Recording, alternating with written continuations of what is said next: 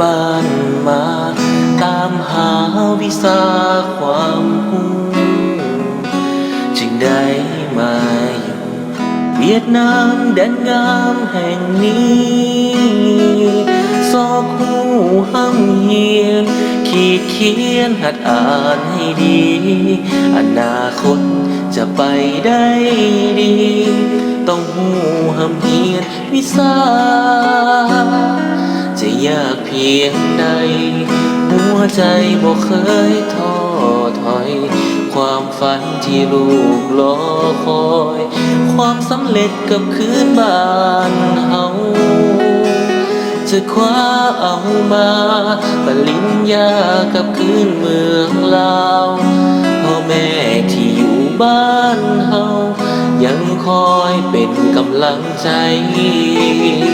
3 ปีบ่ดน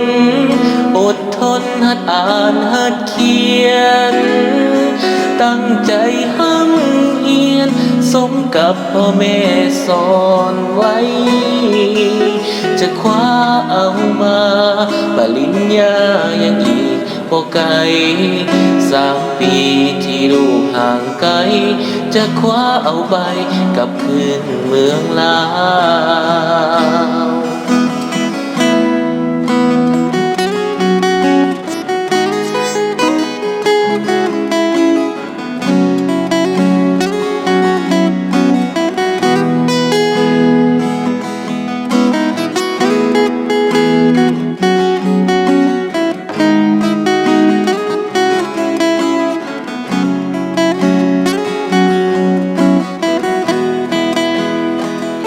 3 ปี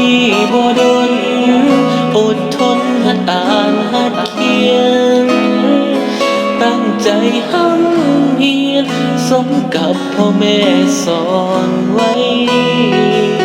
จะคว้าเอามาปริญญายังอีกบ่ไกล3 ปีที่ลูกห่างไกลจะคว้าเอาไป